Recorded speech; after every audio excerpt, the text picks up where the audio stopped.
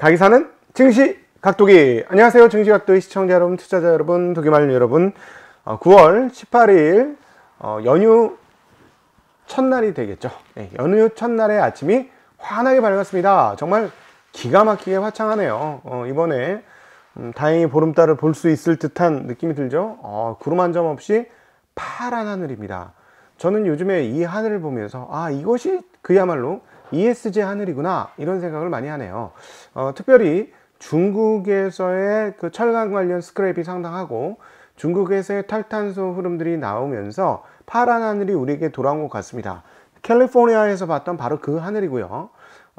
그 섬들에서 봤던 그 하늘이죠. 동남아 섬들에서 봤던 그 파란 하늘이 바로 한국 지금 가을 이 시점에 우리에게 다가오고 있습니다. 눈이 부시다는 표현이 맞는 그런 모습이에요. 지금도 제 바깥으로 왼쪽으로 파란 하늘이 보이는데 기분이 너무 좋습니다. 이번 추석 연휴 화창하고 행복한 시간, 가족들과 더불어 아름다운 추억을 만드는 그런 시간이 되셨으면 좋겠고, 여러 가지 갈등들은 내려놓으셨으면 좋겠습니다.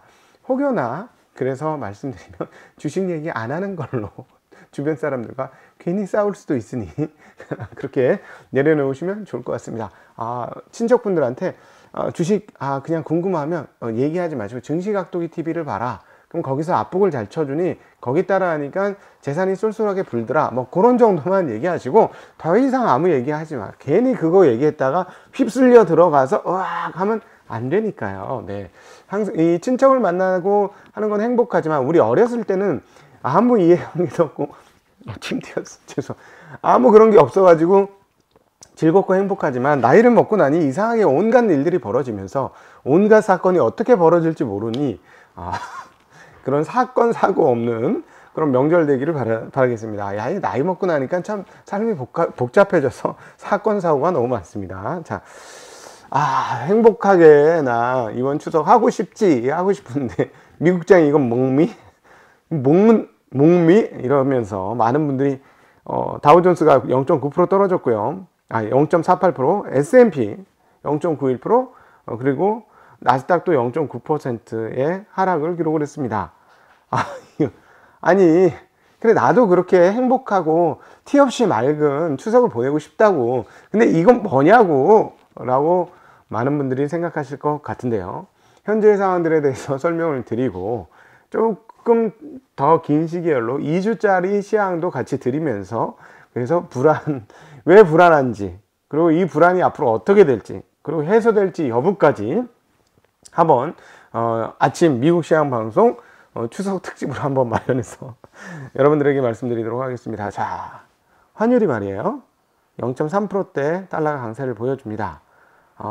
다행입니다. 이번 추석 때 외국 나가시는 분들이 별로 없기 때문에 원화가 약세여도 일반인들 입장에서 별일 없어. 별일 없어. 1180원이야. 야, 1182원 11전. 자, 거의 1200원 갔어. 자, 외환위기 아니냐? 라고 생각하실 수가 있는데, 아니다. 일단 아니다. 근데 왜 이렇게 올라가? 오늘은 말이죠, 달러가 강세였기 때문에 올라가는 거예요. 그냥 그렇게 보시는 게 맞을 것 같고, 외환위기 오는 거야? 그건 아니겠지. 그건 아니에요. 게다가 수출입 동향을 보면 사상 최고치. 자, 이번 환율을 감안해 보면 9월달조차도 수출입은 아주 고공행진을 할 가능성이 높아 보인다 라고 말씀드릴 수밖에 없고요. 자, 한국은 외환위기가 오면 빨리 회복하죠, 다른 나라보다. 왜 그렇습니까? 우리나라는 무슨 국가? 경제적으로 봤을 때 수출 중심 국가. 수출 중심 국가에서 원화 약세는 뭐다? 수출 단가 하락. 수출 단가 하락은 뭐다? 수출 단가 하락은 수출 물량의 증가로 연결이 되죠. 그렇기 때문에 한국은 외환위기가 왔을 때 남들에 비해서 오래 안 가고 남미처럼 질척질척 어렵게 계속 가는 게 아니고 굉장히 빠르게 회복합니다. 왜요? 한국산 수출품의 가격이 떨어졌기 때문이죠. 게다가 다른 나라에서는 니가 한일 조작 이렇게 되는데 좀 안타깝고 연민이 들고 좀 이건 아닌 거 아니야 라는 생각이 들면서 동시에 뭐냐면, 얘네 나라가 이렇게 환율이 떨어지면은 환율 조작 아니야 라는 부분도 있긴 한데 쟤네는 뭔가 좀 상황이 안 좋은가 봐 해서 중국이나 미국 때리듯이 때리려고 하는데 좀 약체로 보여. 그래서 안 때리죠. 그래서 우리는 환율 약세를 그대로 당하면서 수출이 빵빵 터지면서 이런 위기가 왔을 때 바로 회복을 하더라는 거. 근데 지금은 또 전혀 그런 상황이 아니라는 거.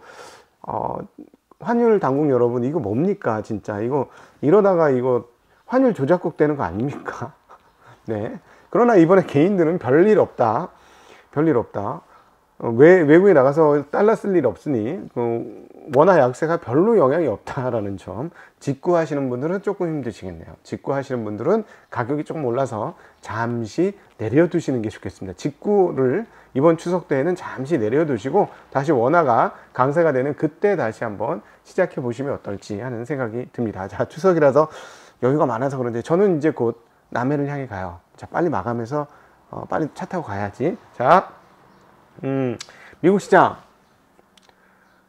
도대체 왜 떨어졌느냐는 건데요. 복합적인 이유들이 같이 작용을 하고 있습니다. 오늘 이 부분에 대해서 하나하나 살펴보죠. 일단 첫 번째,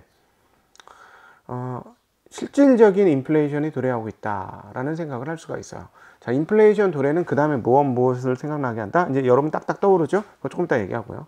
자, 12개월 인플레이션 전망치라는 게 있어요. 미시건 대학에서 조사를 이번에 했는데, 미시건 대학 조사에서 그 중에 조사 항목 중에 하나가 12개월 앞으로 인플레이션이 어떻게 될 거로 보여요? 라고 소비자들에게 묻습니다.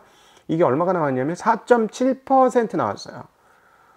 내년도 이맘때쯤 인플레이션 4.7%라고 나왔어요. 자, 그러면 그동안에 유럽은 뭐 대칭적인 물가, 대칭적인 물가 타겟팅을 하고 미국은 뭐 무슨 물가? 평균 목표 물가제를 타겟팅을 해서 평균 물가 목표제 2%. 그러니까 그동안에 장기간으로 1.5% 될똥말똥 그거보다 상당히 낮은 인플레이션이 있었으니까 당분간 2.5%, 3% 돼봐야 평균 2% 되려면 시간이 상당히 있어. 1년 내에 2.5% 해도 이제야 겨우 2%야. 그러니까 뭐 그 인플레이션 별로 그다지 걱정되는 게 아니되고, 지금 중고차 값이 올라서 인플레이션이니까 지금 뭐 인플레이션은 단기간에 끝일 거야 하는데, 또 하나의 중요한 포인트, 소비자들이 인플레이션을 어떻게 생각하고 있느냐, 미래 인플레이션을 어떻게 생각하고 있느냐, 이 부분에서 미래 인플레이션을 4.7%로 생각하고 있다. 자, 그러면 평균 목표 물가제 훌떡 올라오죠. 만약에 이 상태로 유지가 되면서 내년도 1분기까지만 4%대로 지금 놀고 있듯이 인플레이션이 놀아보세요. 고공행 일시적으로 했기 때문에 피크아웃해서 저 봐, 지난번에 5.4인가 했는데 이번에 5.3, 5.2죠? 이렇게 떨어졌어. 자, 피크아웃이야, 이제 아니야 라고 했는데, 그 이후 피크아웃 이후에 인플레이션율이 4.7이야. 그럼 어떻게 되나요? 그럼 어떻게 돼요? 순식간에 인플레이션 평균 목표 물가제 3%대 빵 오르죠. 내년 1분기까지, 이후 1분기 끝까지만 이렇게 해보세요. 정말 3%의 인플레이션이 오는 거죠. 그럼 연준은 어떻게 된다? 행동해야지. 무슨 행동? 테이퍼링. 아니야. 금리 인상해야 되는 거예요. 그러니까 시중 상황들이 어떻게 됩니까? 자, 이런 거 터지니까, 금리가 올랐습니다. 금리가 올랐어요. 자, 오늘 우리 이제 스튜디오에서 하는 게 아니고 이제 집에서 하다 보니까 옛날로 돌아가서 오프라인 기계들의 도움을 받도록 하겠습니다. 자, 금리 상황들이 지금 어떠냐라는 거죠. 네. 금리 상황들이 지금 이 왼쪽 끝이 지금 상황이에요. 자, 이렇습니다. 1.3%대 중반까지 금리가 올라갔어요. 보이나요? 네, 보이나요? 더 가까이 해야 되나? 네. 금리가 1.363까지 올랐습니다. 자, 근데 여기서 포인트로 보셔야 될 게 뭐냐면, 자, 여기 고점, 여기도 또 고점, 여기도 고점, 여기도 고점. 자, 요 자리가 고점을 4번이나 당한 자리예요. 자, 그렇다면 과거의 흐름들을 보면, 지난 몇 개월간의 흐름으로 보면 이번 금리 흐름은 여기서 고점을 정하고 이제 조금 흘러내려야 돼. 자, 그런데 이번 며칠간의 금리 흐름들을 보면 지금 금리 흐름들은 대략 어떤 느낌이 드냐면 1.3% 밑으로 이젠 잘 안 빠질 것 같은 느낌 들지 않으세요? 저희 증시각도기 TV 오랫동안 보신 분들은 그런 생각 좀 하실 건데, 1.3% 정도면 저점일 것 같고, 이제 위가 뚫리느냐 마느냐예요. 자, 근데 4번이나 막혔던 자리고, 그 전에 한번 쭉 올랐던 게 있었죠. 그때는 갑자기 깜짝 놀라서 1.7%까지 갔던 적이 있었는데, 그때는 이제 좀 진짜 그 일시적이었고요. 지금 이제 여기서 뚫어서 올라가면 그 다음 뭐냐면 밑단도 조금씩 올라오는 거죠. 그리고 저는 시간으로 갈수록 뒤로 가면 금리가 오를 거라고 봅니다. 그런데 여기서 이게 빠르게 1.4를 돌파하고 1.5를 향해서 가면 무슨 일이 벌어지냐면 시중에 생각하고 있는 금리에 대한 생각이 좀 바뀌면서 금리 인상 시점이 2023년도 중반 또는 후반이 아니라 그거보다 상당히 앞으로 당겨져서 2020년 때 금리 인상하는 것 아니냐 하는 그런 생각으로 바뀔 수 있다라는 것이죠. 그러면 타격을 받죠. 네, 그러면 시장은 조금 놀랍니다. 조금 놀랍니다. 자, 그런데 지금 되게 애매모호한 상황이에요. 이번에 그 미시건 대학교에 이렇게 12개월 인플레이션 전망치는 올랐는데 소비자 태도 지수는 어떻게 됐냐면 소비자 태도 지수는 상당히 떨어졌어요. 지표 상황들을 한번 살펴보죠. 9월 미시간대 소비자 태도 지수 예비치는 71.0이 나왔습니다. 전달 확정치는 70.3이었어요. 예상치는 72였어요. 지난달보다는 조금 올랐는데, 근데 지금 이게 뭐냐면 2021년 최저치가 70.3이었으니까 71이면 되게 높아 있는 게 아니고 바닥권에서 놀고 있는 거예요. 팬데믹이 있었던 4월 달에 70.3이었어요. 그러니까 이거 뭐냐면 소비자들이 되게 아이러니하게도 인플레이션 되게 일어날 것 같은데 반면에 뭐는 경기는 안 좋게 봐. 인플레이션인데 경기가 안 좋아. 그럼 이걸 합쳐서 뭐라고 불러요? 우리는 6글자. 스태그플레이 아니 죄송 7글자. 스태그플레이션. 네, 스태그플레이션. 스태그플레이션이 오고 있다라고 생각을 하고 있는 것이죠.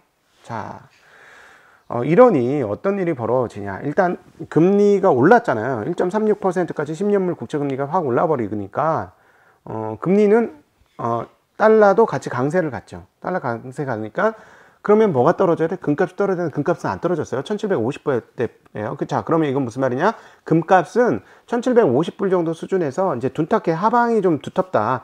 이 정도 이상은 떨어질 일이 없어 라고 생각하기 시작한 거고요. 물론 며칠 확인해 봐야 되겠으니까. 자, 유가는 어떻게 됐냐면 유가는 이렇게 되면 경기가 이렇게 안 좋다고 생각하면 상당히 많이 떨어져야 되는데 떨어지긴 떨어졌는데 그렇게 큰 폭의 하락을 보여주진 않았어요. 71.97이에요. 자, 그러니까 소폭 떨어진 거죠. 소폭 떨어진 한 1% 정도 안 되게 떨어졌어요. 야, 이번 주에 얼마가 올랐는데 지난 며칠간 막 6%씩 올라. 한 주에 지금 4% 가까이 올랐어요. 이거 떨어졌음에도. 그러니까 유가는 또 떨어지지 않아. 자, 유가를 이제 앞으로 좀 잘 보자. 천연가스 가격도 많이 올랐는데 천연가스 가격이 오른 건 다른 이유예요.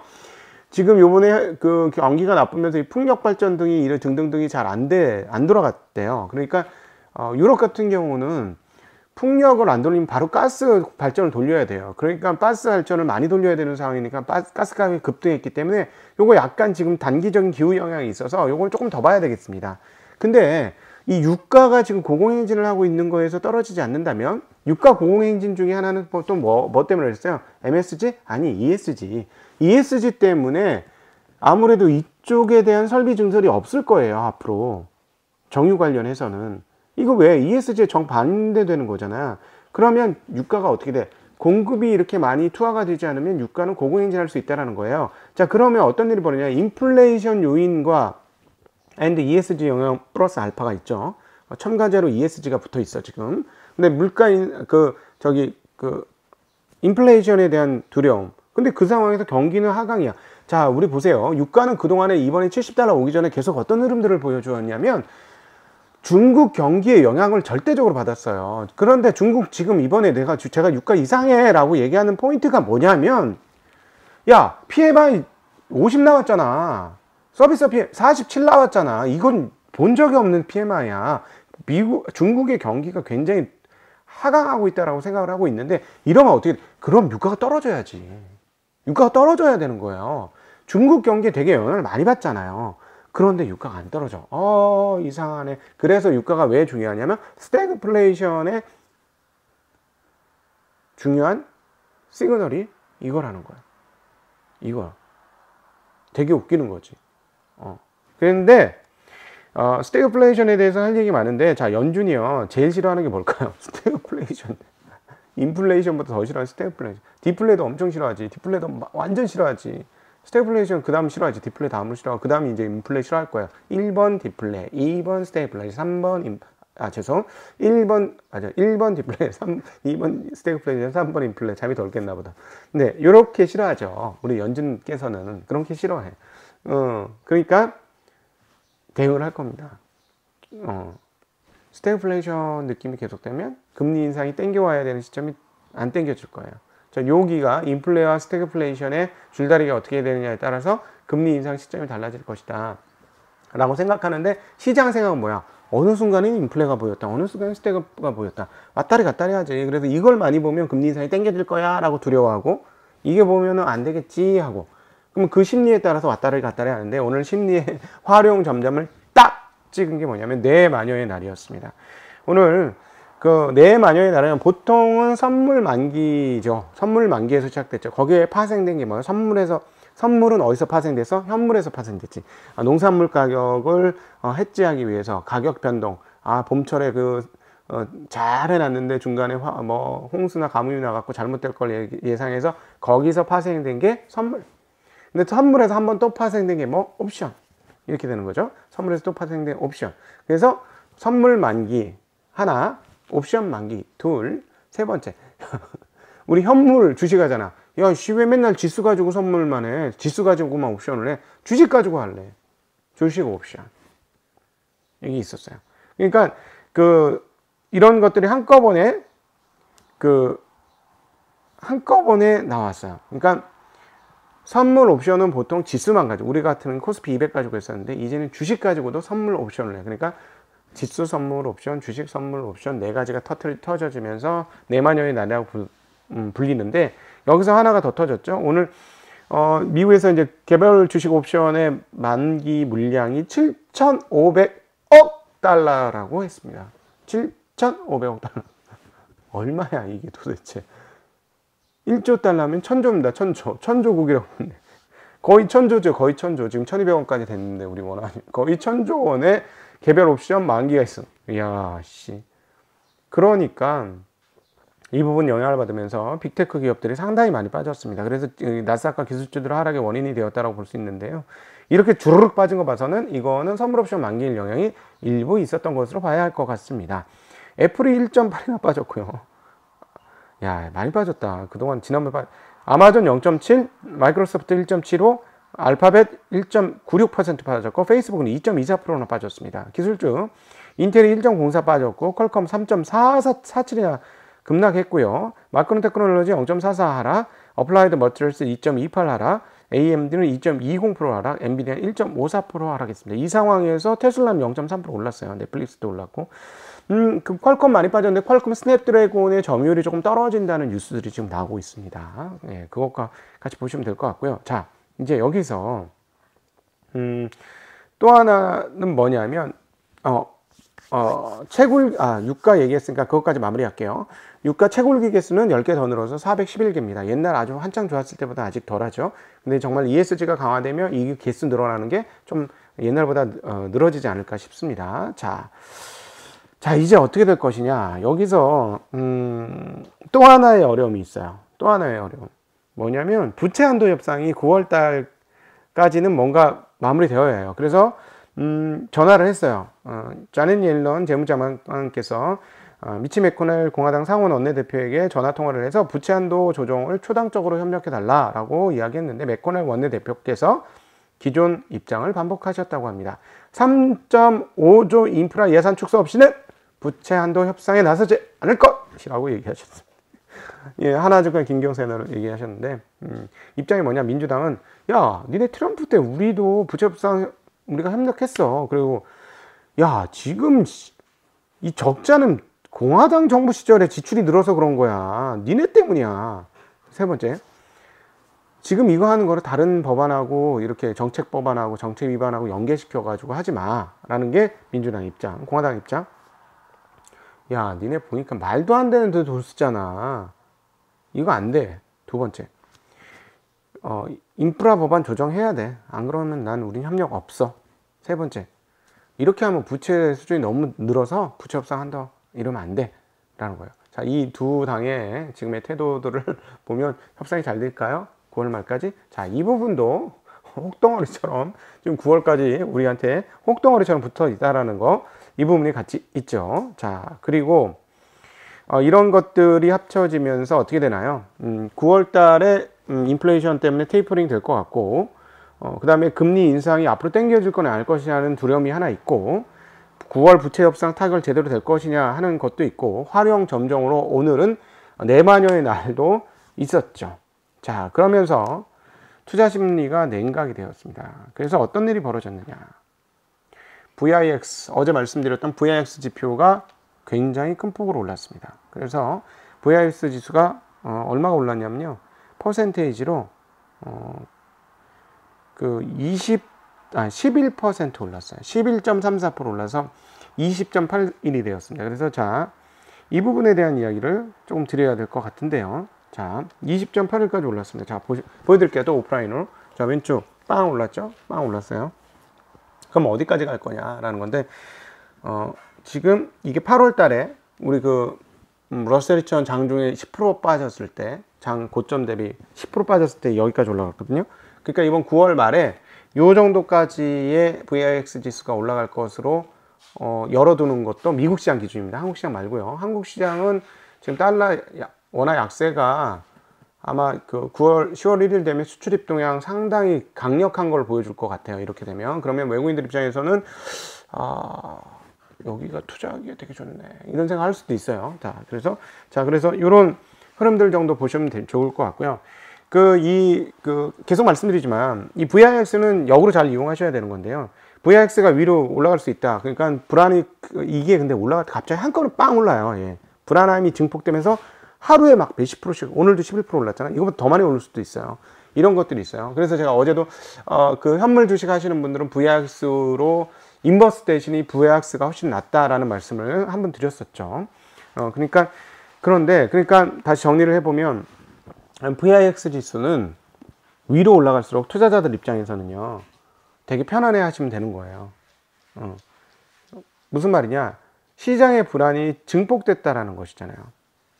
그래서 VIX가 상승한 만큼 시장의 공포감이 커진 것이고, 시장의 공포감이 커지면 커질수록 우리 어때요? VIX 지수 최고점은 역사적으로 최고점 근처까지 지난 몇 년간의 흐름에서 최고점을 찍으면 뭐다?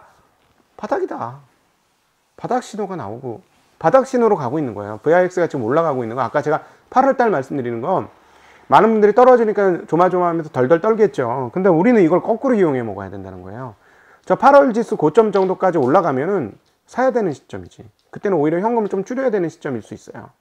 그래서 그렇게 보시면 될 것 같습니다. 오늘 토요일이고 지수가 떨어져서 많은 분들이 걱정할 것 같아서 단기적인 상황들, 그리고 오늘 왜 떨어졌나에 대한 이유들, 그리고 이게 왜 앞으로 어떻게 될 거냐. FOMC하고 부채 한도 협상할 때까지 시장은 짓눌려 있을 수 있습니다. 일단 첫 번째 FOMC를 넘기고 나서 또 상황을 봐야 될 것 같고요. 그래서 만약에 VIX 지수가 올라가는 공포 국면으로 들어가게 되면 그때는 진짜 뭐다? 그때는 진짜 좋은 타이밍이다 라는 생각이 듭니다. 제가 원래 타이밍 얘기 거의 안 하고요. 별로 관심도 없는데 추석 연휴 편하게 쉬시라고 이렇게 한번 평소 안 하던 일을 한번 해보았습니다. 여러분, 가족들과 행복한 시간 되시길 빌고요. 저희는 정말 다양한 코너로 여러분 가겠습니다. 저희가 중북 정도로 생각하는 업종 애널리스트와의 대담이 이번 추석 연휴에 나가게 되고요. 이번 추석 연휴에 빌황 얘기가 나갑니다. 이야, 빌황? 여러분, 빌황에 대해서 아는 것만 해도 뭐 어떤 그런 느낌이 있어. 좋은 느낌. 와, 이건 남들이 접근 못하는 걸 내가 알았어 하는 그런 느낌. 빌황 얘기가 조심스레 나갈 것이고요. 그리고 다양한 투자자와 애널리스트와의 만남들이 여러분을 찾아갑니다. 저희 증시각도의 TV 심심할 때마다 틀어주시고요. 가족들과 먼저 우선으로 가족들과 잘 보내시고, 심심하실 때 멍하니 텔레비전 보실 시간에 멍하지 않고 의미 있게 볼 수 있는 증시각도의 TV 찾아주시면 감사하겠습니다. 긴 시간 함께 해주셔서 진심으로 감사드립니다. 인사드립니다. 안녕.